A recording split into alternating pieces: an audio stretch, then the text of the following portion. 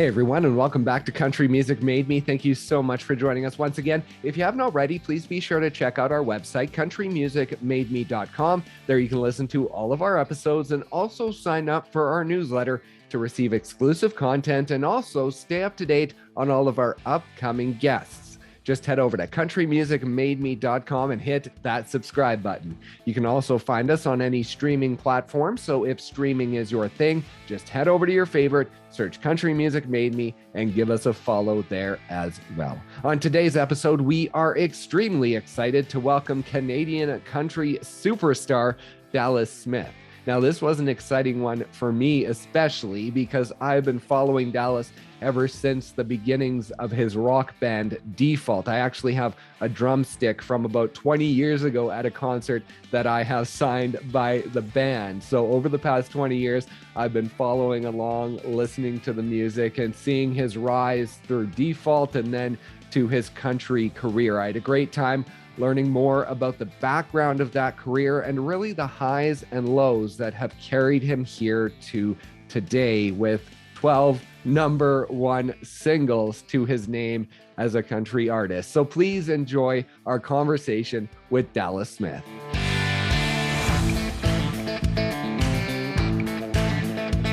I heard you talk about the Abbey Road Medley. Was something that you heard on the radio as a kid, that was sort of your first memory of when music really kicked in for you. So talk about that memory and what hearing that on the radio meant for you.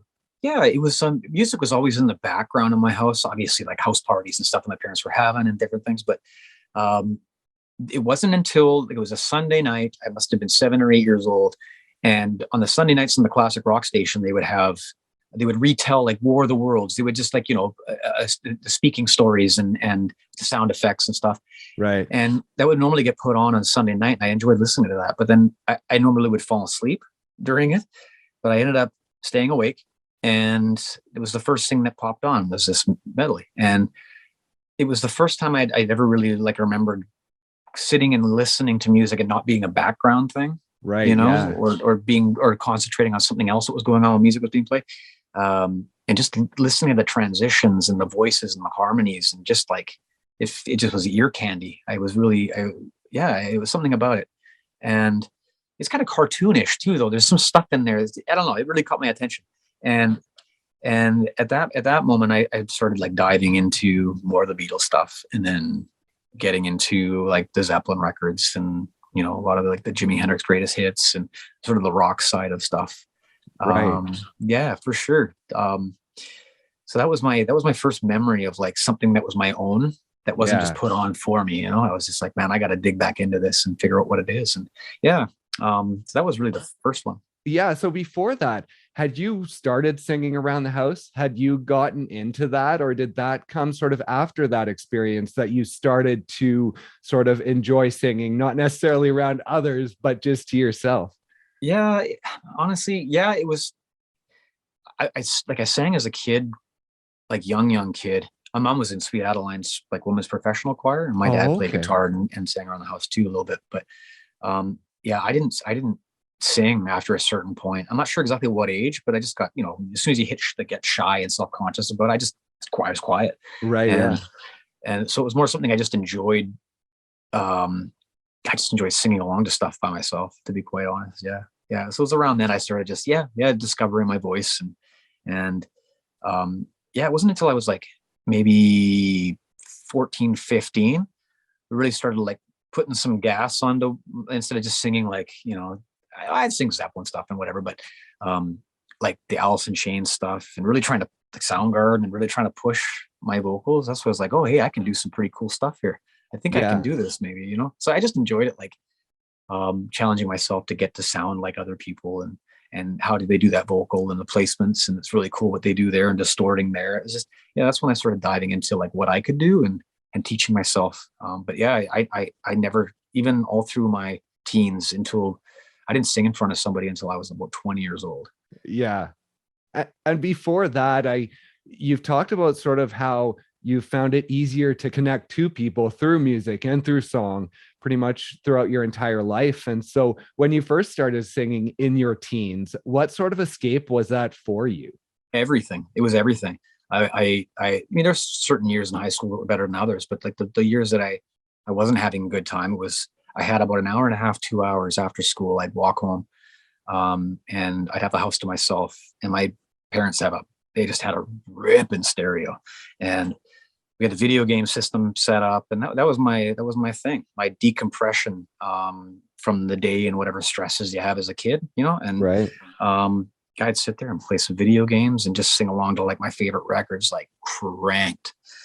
My neighbors, I'm sure they knew when I was home, Right. and they knew when nobody else was home. But that was my thing, man. Yeah, I do that, and that's the thing. Like, singing is such an expressive thing to me. Yeah. So yeah, I really got a lot out of that, like just emotionally and like processing things, and yeah, it was a great escape for me. Right. And I saw your first concert, I believe, was U2 at BC Place Stadium. Now, during that show, do you remember the feelings within you? Like, were you looking at that stage thinking, that is awesome, I want to be up there? I never really, yeah, I never really made the connection of like, I could do this. Like, I could Okay. get up there and do that. It was just, I was like enamored with the confidence of somebody being up there, and the creativity and the personality that was shown, especially with a guy like that. You walk into one of the biggest shows you could see, with the cars on the arms and the TVs, and you pull up George Bush and the Iraq War during the show. It's just crazy stuff, man. Right. Yeah. And yeah, so it was very, very eye-opening to like how a show could be. Bjork's old band, the Sugar Cubes, was like the first act that I had seen. So seeing Bjork was the first singer I'd seen. Like, it was pretty cool. Okay. Yeah, it was great. So it set the bar very, very high for what a show could be. Yeah. And it very rarely touches that heights, Yeah, exactly. And so when you hit 20 and you're sitting around in your buddy's place, your buddy's garage, they're sort of getting more into the music side. What was it within you that finally made you want to jump up and sing in front of people and give that a try and put on some STP and start belting it out? It was like a now or never sort of thing. I didn't even really compute that we were going to take it somewhere. It was just that I just want to challenge myself and get over the fear of doing this, because I enjoy doing it. I would love to go up and sing karaoke with everybody, instead of being the guy that's like wishes he could get drunk enough to get brave enough to go and, Yeah. So like, it was more about like challenging myself, and like, I get so much out of it. It would be such a shame for me just to keep hiding and not being able to do this. So yeah, like, I'd gone and watched the band that ended up being Default, who I was in. They had a different singer and different bass player, but Danny and Jeremy were the two guys that I would go watch their band play, and I was just in a live thing, and I'd go watch them open up for Nickelback, and like in front of 20 people, right? So I was just kind of in that little world, and watching that grow, and the energy and the fun that they were all having. And so when they separated from that other singer, and they just wanted to jam, I was talking to the guitar player Jeremy. I was just like, man, I can sing. We should just goof around and do some stuff. And it was more like just me talking myself up, trying to like get myself the opportunity to it. And one Friday night, just planned to have a few drinks, and I had a 6-pack of Molson Canadians or whatever it was, or Kokanee, and got brave enough to go and do Plush by Stone Temple Pilots, just through the little monitors we had rented, and a couple loud guitar amps. It was just as guerrilla as it could get. And it was right away, right then, that we started piecing together some riffs and some songs that Jeremy had put together, and was putting my voice on and changing some melodies. And that was my first taste of like songwriting and what creating a song could be. And I was definitely the one that was very, very behind. Right. Yeah. On that. I had no idea what I was doing, but just whenever I would get into the vocal booth and we'd start goofing around, it was the end result. Everybody was pretty excited, and we were happy. And yeah, we still have those tapes. It's right. Those ADAT tapes. Yeah. And so how did you go from not wanting to perform in front of anyone to doing this little karaoke jam with some buddies one night, and then all of a sudden wanting to be in a band. Like for you personally, mentally, how quickly did that switch turn for you from not wanting to perform to, wow, this is awesome, this is what I want to do? It was basically like, just let's just see where this goes, because it really started snowballing pretty quick. Yeah. We sang in the garage, and then I think like within 3 months we had a few songs, maybe 5 songs put together, and recorded them just like terribly to an ADAT tape, and that like right away pretty much got like from my guitar player's hands to Joey Moi. Yeah, within like the first couple months, it was like immediate. And then that tape, Joey like, hey, Chad, Nickelback Chad, I think we've got something here, because they were fresh out of recording school.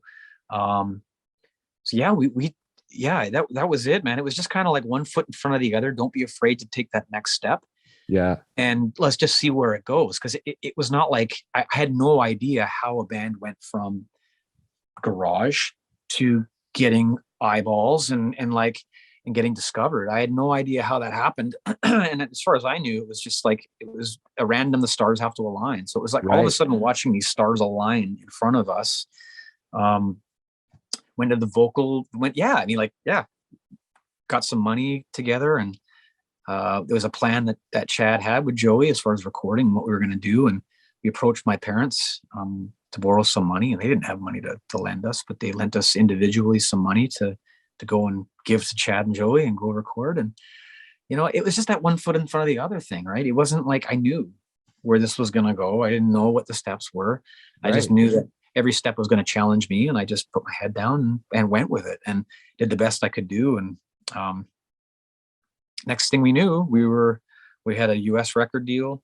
We got sent back to the studio, like, to go work on some new stuff. And like last minute, we put together this song called Wasting My Time and recorded it. And next thing you know, we've I get a call from the label guys saying, hey, first week you guys just got K-Rock New York. I'm like, is that good? New York's big city. Is that cool? Yeah. So it was like that, man. And we were, first time into New York, we were playing the Hammerstein Ballroom, sold out. Nickelback, one of the biggest bands in the world with How You Remind Me, and one foot in front of the other, man. Try not to drown up there. That's crazy. So within this career, as you think back to that beginning, and as an artist for you, you never planned to be an artist. Then all of a sudden you're in a band who's selling millions of records in the States. You have a great career with them. You jump into country. Your first song in country goes #1. So within this journey, do you ever look at that and the fact that you never really had a struggling artist phase? You really just have been taking this from the very beginning. And I mean, there's been struggles, obviously. It hasn't all been easy, but as far as the success is concerned, it's kind of always come like pretty quickly for you in every stage of your career. Yeah, like we had that real big, huge launching point at the beginning with Wasting My Time, and then Deny did really well too. We did some touring across the world. We went to a lot of cool places, but then like we started paying for that quick success.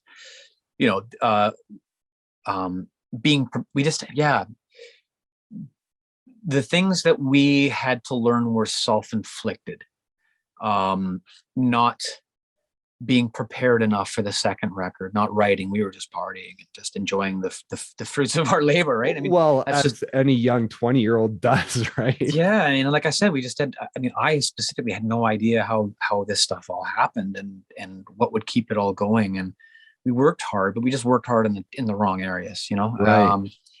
So that's where we had the struggles. That's where we had, yes, we toured in a van and we did all that kind of stuff.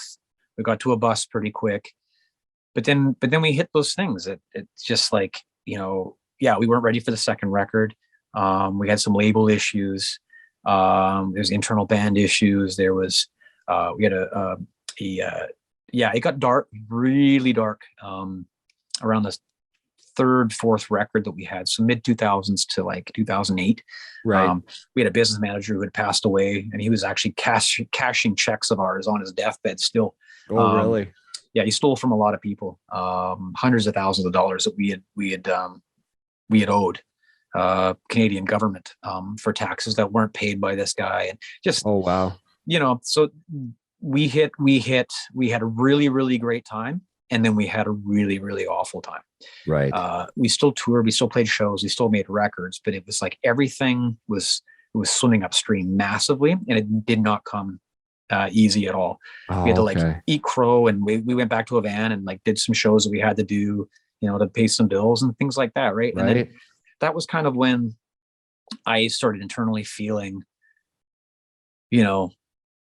as my music influences are changing, I'm not quite aligned with like how I see not my career going, but my life going, just in general. I didn't want to like be a band that was revisiting old glory days, and Right. chasing that always. Right. It was just like, I needed a hard reset. I think internally the whole band just needed that after that fourth record. We had so much high hopes for it. And it was a great record, but it just got messed up. Right. And yeah, that's just when I was listening to more country music. I was listening to a lot of Keith Urban. And I was like, music business is like, it'll beat the shit out of you, like successful or not. Yeah. So you have to really fully believe in and fully have your heart in and be inspired, and to take a kicking for the chance of success. Right. I mean, and even then it's just like, is this what you want? Yeah. And I really felt strongly about making that change. And that's when I started going down to Nashville with Joey, who was like the first guy who took the default demos. Well, yeah, like Joey, right? When was the first time that you talked to him about country music? Because I think I saw somewhere that it was like 2004, like way back, that you guys had first sort of talked about it. Yeah, it might have been that early, but I think I'm leaning more towards like 2006, 2007. Oh, okay. Like, yes. Joey and I was he getting into the country music scene at that point, or when did he jump into that? We jumped in at the exact same time. We had talked a few times randomly about it, like talking about like country acts and like how fun it would be to be like. And my ex-father-in-law joked about my voice being good for country, and I just kind of laughed it off at the time. And then one of the last producers we worked with Band Default, during a vocal take, he stopped and he's like, "We should do a country record." I'm like, "What are you talking about?" Like, it's not what we're doing right now, man. Right. And like, I went down, me and Joey. Actually, I can tell you the exact moment that it was. I've told this before, but it's been a long time. I think you might have told it to me. Yeah, maybe we had a tour with 3 Days Grace. Yeah, I was going to ask you about it because you told me about that tour with 3 Days Grace, and after a show, you went to the back of the bus and you text Joey country record. Yep. And he texted back, "When do you want to do it?" Basically, right? Yeah, and I think it was after the tour. I think it was maybe 2-3 weeks after the tour was over. That we had actually gone. The trip was booked. We went down and we got in rooms with Craig Wiseman. And like, it was, and that we first met Seth England, and that was with Chief, and Seth was still pitching songs for Craig. He was still new in the Big Loud building, and he was great to me.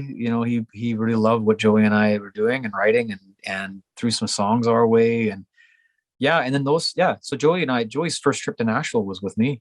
Wow. We went down there collectively just to kind of see what would happen and maybe make a record together. Yeah. Right. So how did all the connections come about? Were those ones that you and Joey had, or did you go down to Nashville not knowing anyone and made those connections as you went?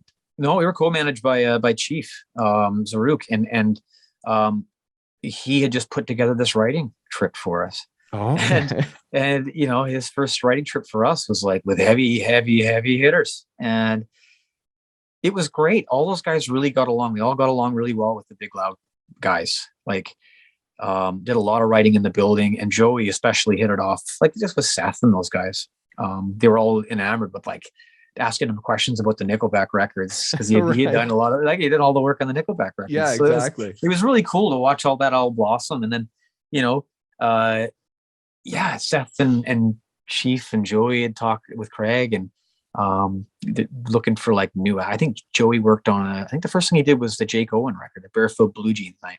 Right. Yeah. And so that was his first like independent success down there outside of rock genre stuff, right? Like, and then the ball was rolling for him for producing. He went on and him and Seth and Chief like came across these two guys, Tyler and Brian, Yep. and Joey started, with the amazing writing that those guys had different writing styles, country had seen, and it just perfectly lined up with what Joey had done with the Nickelback stuff and just that sound. And it was really cool to watch that sound take over Nashville with Joey at the helm. It was pretty amazing to see, and I definitely benefited from it, just from those relationships and keeping such great company with the friendships that had been had. And Yeah.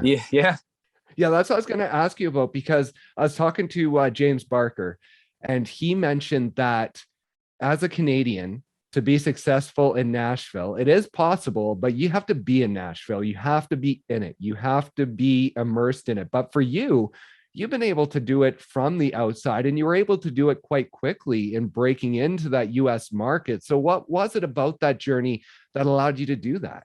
Well, it was having the career that I had before, having the relationships with Joe and with Chief, and getting to know Craig and Seth. And so having that experience and people knowing that I had that experience, it's not like I was coming in as a green artist. We made a record, and we weren't able to really market it in the US.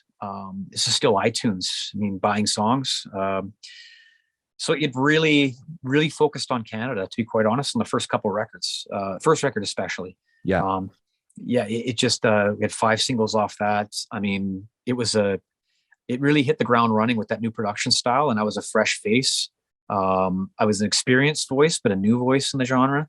We really took Canada by storm. Like, it was really fun to be a part of that. And then have like the name like Joey, who, I'd gone down there with him to get this started, but to see him alongside with my record getting recognition, but him getting recognized as a producer and all the stuff that he was doing outside of everything he was doing. So it was awesome, man. It was really a great couple of years. So it really helped me, especially in Canada, be able to hit the ground running. And as Big Loud has grown as a company, from that initial trip, I've been able to have those guys on my side, whether I was signed to them or whether I was not signed to them. Joey's always been on my corner. Seth and Craig have always been Chief, always been in my corner for helping my career out, as managing me, regardless of how they're involved in my career. It was like dream scenario. And I'm really appreciative for them believing in me and putting their time and effort into me as an artist as well. So that really helps. It's a different thing from James, because James is right. Like, I live in Vancouver. Yeah. My family's here. It would take a lot to peel me out of here. But as like a writer and a new artist that doesn't have that previous career, you got to go to Nashville. Like, you got to be immersed. And I know if I went down and I wasn't based out of Vancouver, and I went down and did what James did, it'd be a different trajectory for me. It would have been, and I don't know what that would have been. I don't know if I'd been more of a writer, or that would have taken more of my, I don't know if I wouldn't have had as much of a career in Canada if I was located outside of the country. Being here and connecting with different songs, and my narrative is different. It's giving me like an outside, a different, I think it's given me a bit of a different perspective, whether that's come across in lyrical content or what songs I gravitate towards or how I present myself. I'm not based in Nashville. I'm a Canadian based in Vancouver, British Columbia, singing country music, and it's different. And I've had success doing it that way. So my career has never been normal. It's never been Yeah, you know what I mean? Yeah. It's just kind of just happened the way it's happened. And luckily this last 10 years have been on my own terms. And it's, yeah, I've had to make some sacrifices for sure, but a lot of them have been on my own terms, and I've been comfortable with all those sacrifices. And there's no bitterness that I've carried, while making these things happen.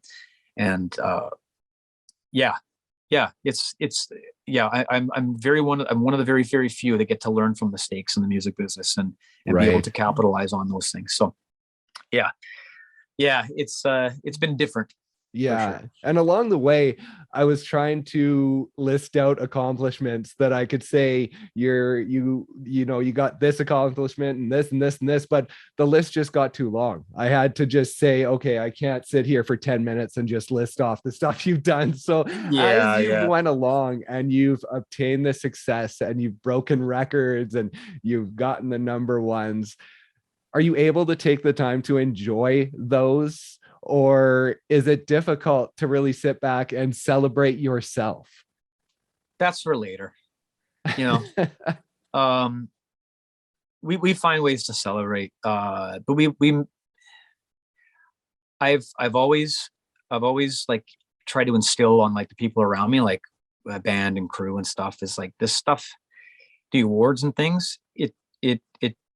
It's validation that you're doing things right and doing things in a way that connect people to your music, which is what you want to do. Yeah. So at the end of the day, if I had a full room and didn't win an award, I'd be just as happy. Like the awards are really great, and it's really great to get up there and celebrate with everybody in the team that helped get you there, and you show appreciation and have those moments. But at the end of the day, it's like, let's get back to work, because we got music to make that's got to connect with people. Yeah, work's not done, and we can, I put those awards away in the shelf and the cabinet and stuff, and that's for later. Yeah, Right. Yeah. that's for And later. two of the more recent awards that you have is the two-time reigning CCMA Entertainer of the Year. Now, I heard you joke that it's kind of funny that the 2 years you've won are the 2 years you can't actually perform.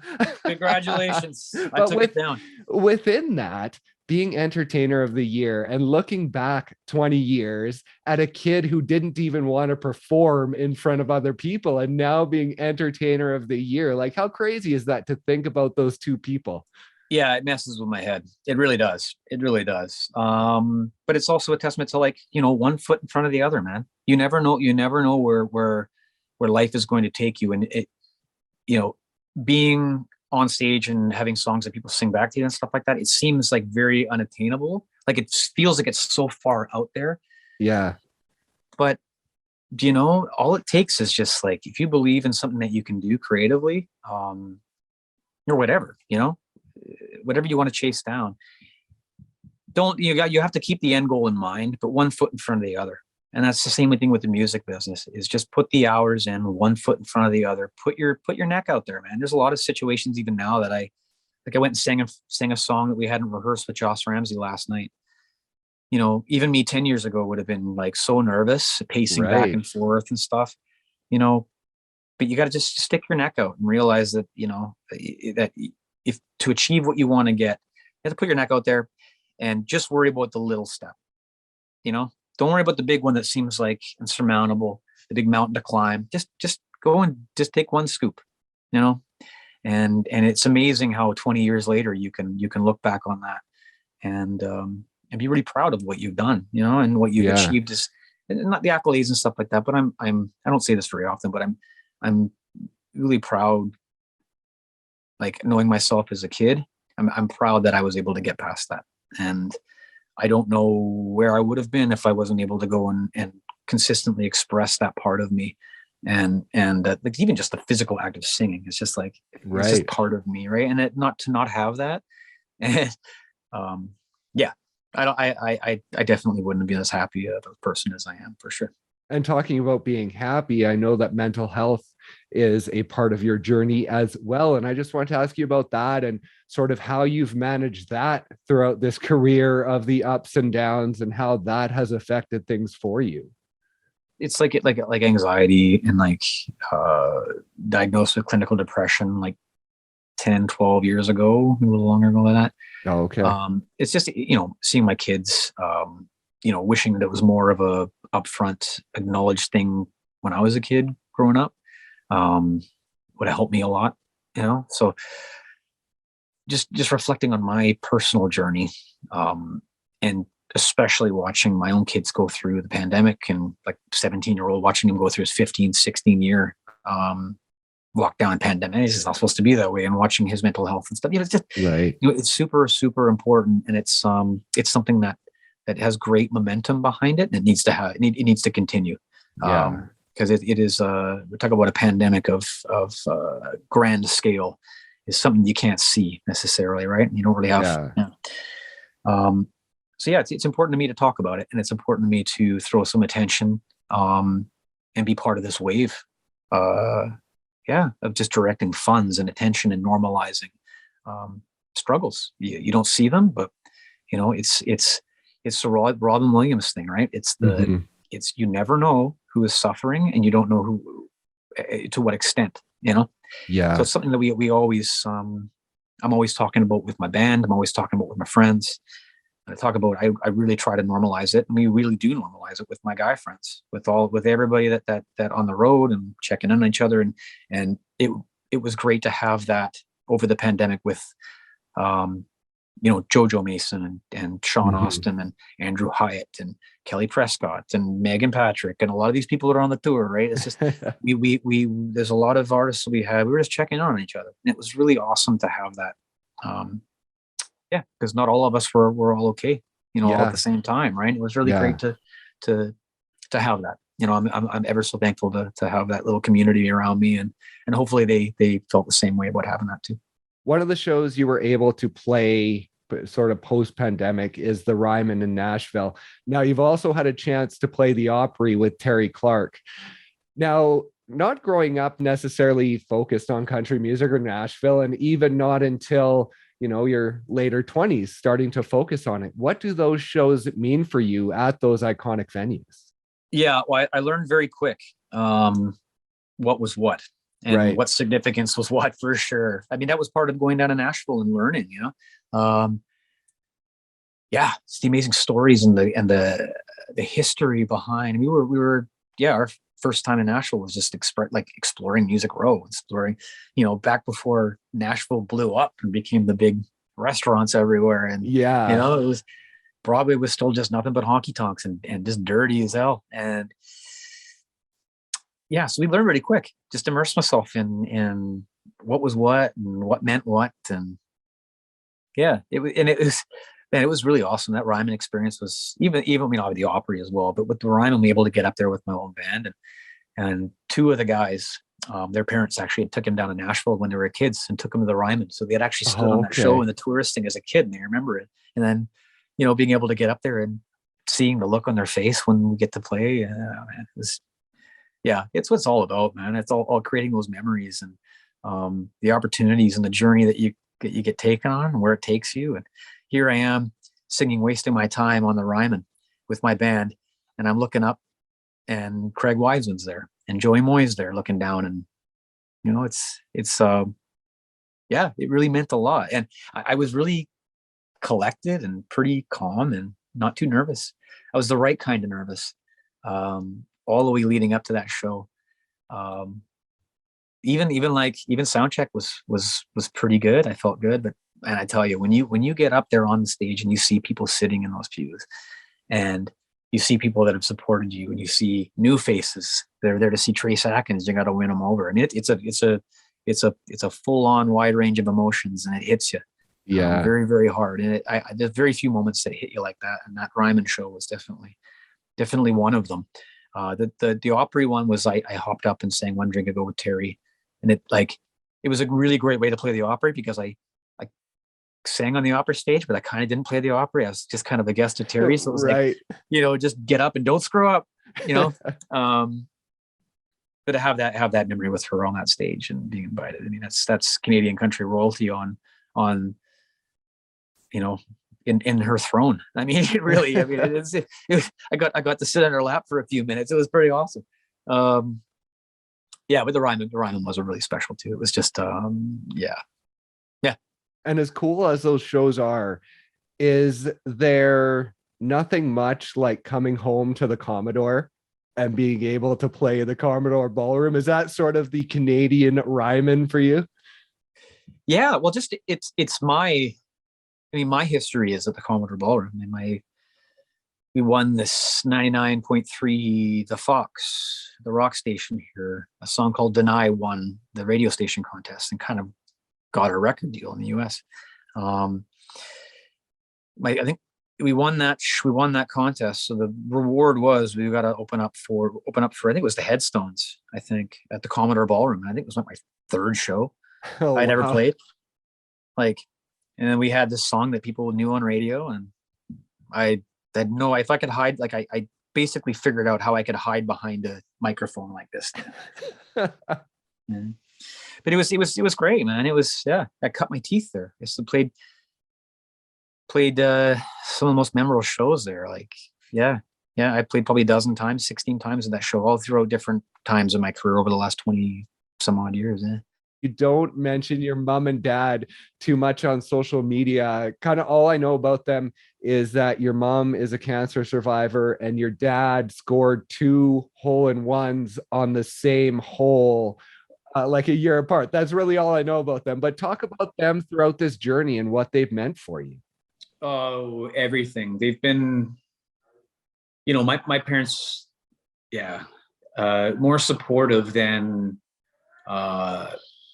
yeah, I'm very, very, I say fortunate a lot, very fortunate to have my parents. They believed in me so much. Like when we first handed off that demo tape to when Joey took it from the garage and then took that ADAT tape to Chad, Nickelback Chad, they'd just come out of recording school and they sat us down and said, "Hey, we think we could make a really good record with these songs, and here's our plan.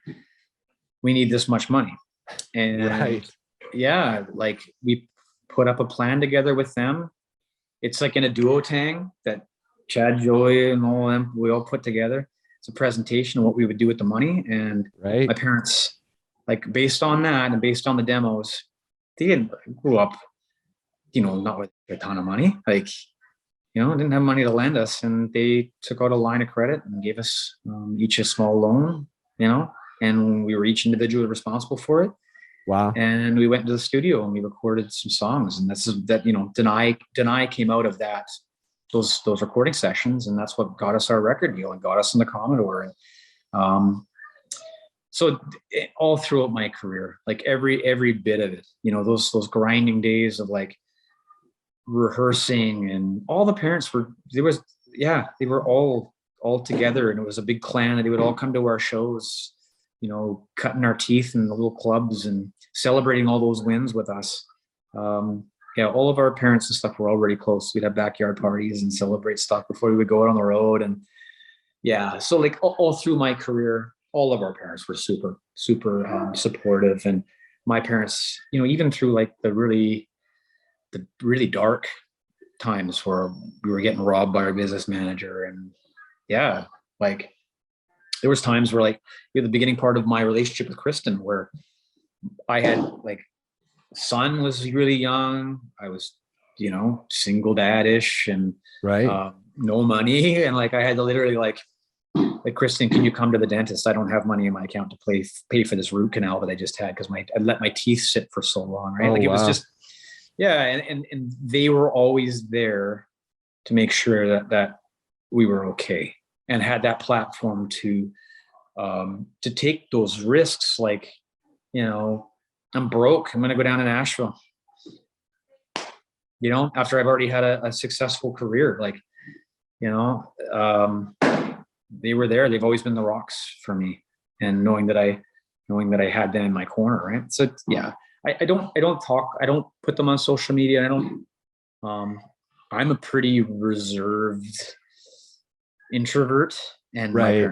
my parents are very much like that. Okay. I talked about my mom, and I dedicated that award to her at the CCMAs that one year, and she was upset that I had thrown that much attention onto her. Oh, really? I think her words was like, "You rat bastard," So she means well, but yeah, I just tend not to. Yeah, same with my son too. I just don't. I just leave it be, and yeah, I'll throw them on there every once in a while. But yeah, they've been everything, everything. Yeah. Nice. And one more, and I'll let you go. I just want to ask, throughout this 20-year career, as you've seen yourself grow with The Fault and now through your country career, how do you feel personally that you've grown as an artist, and especially within the country genre over the past, whatever it's been, almost 10 years, I guess? Yeah.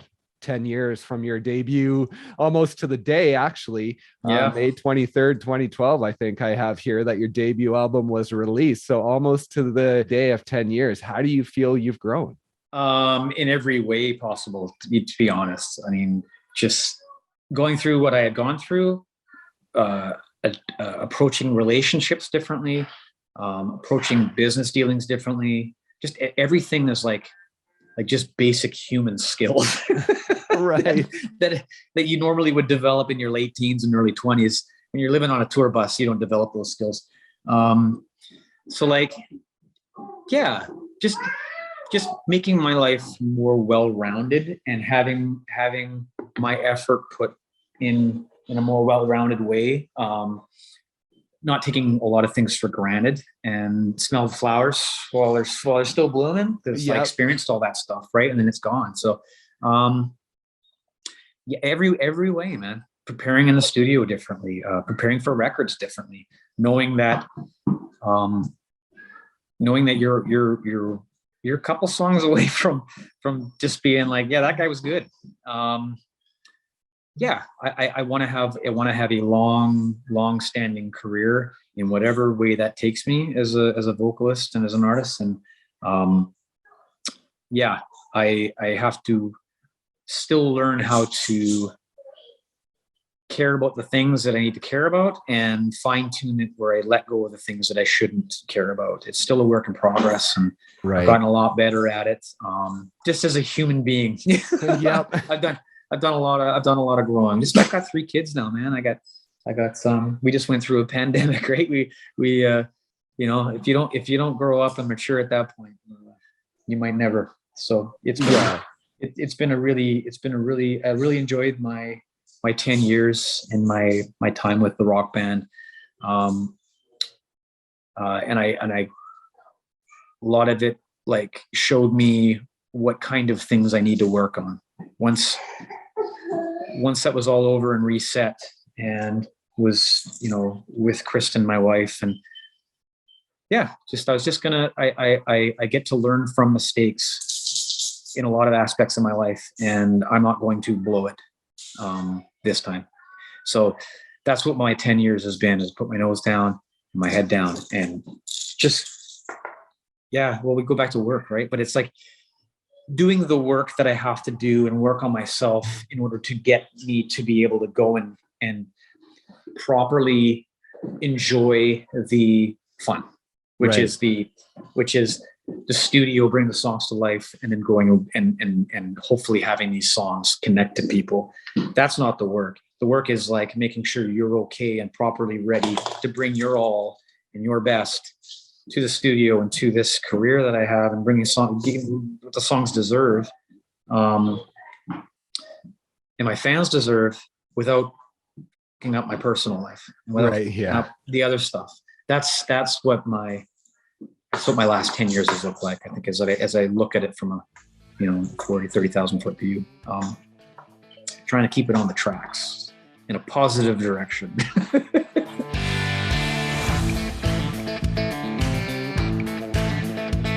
Thank you once again so much for listening, and thank you to Dallas for stopping by and sharing his story. be sure to check out his newest single, Hide from a Broken Heart, wherever you stream your music.